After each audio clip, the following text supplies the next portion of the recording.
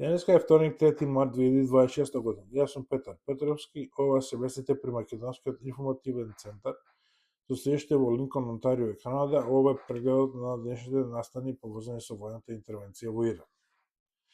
Македонското министерство за надворешни работи и надворешна трговија изјави дека интензивно се прават подготовки за евакуација на македонските државјани од погодените места во Блискиот Исток.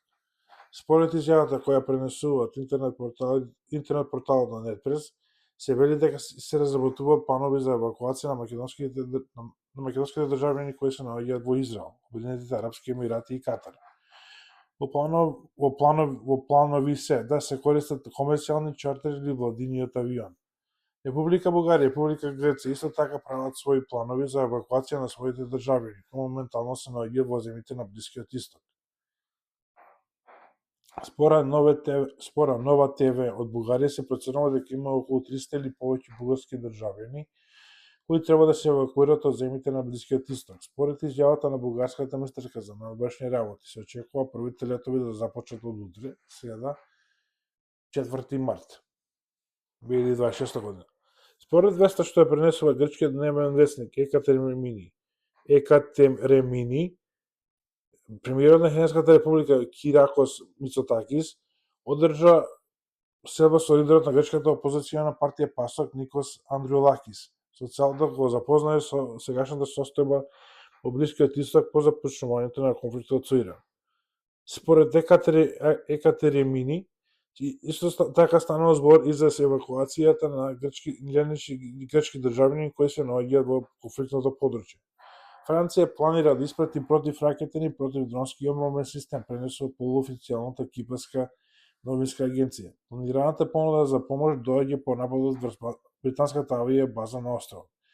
Исто така, председателот Макрон на кипарскиот председател Никос Христодулидес му ветил воена помош во форма на воени бродови, пренесува Newsmax.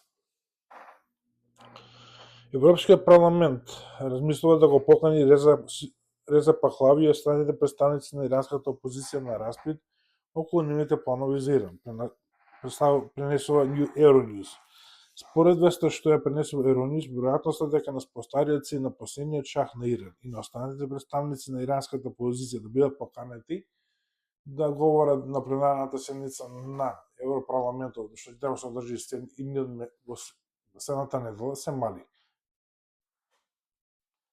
Утрово на вестите на Fox News од страна на Стив Витков се дозна зашто американскиот претседател Доналд Трамп ја донел одлуката зашто утрово на вестите на Fox News од страна на Стив Витков се дозна зашто американскиот претседател Доналд Трамп ја донесе одлуката да ја започне интервенцијата против Иран. Минатиот месец, додека индиректните преговори се водеа помеѓу САД и Иран во Оман, иранските преговарачи отворено признале дека имале доволно осиромашен ураниум за 11 доткарни бомби, пренесува Newsmax. Според несниот шеф на ЦИЕ и армискиот генерал во пензија Дейвид Патреус, во интервјуто што го даде за Euronews, изјави дека председател Трамп може да прифати сценарио слично на Венецуела. Според генерал Патреус, председател Трамп нема да го избира и назначува новото водство на Иран.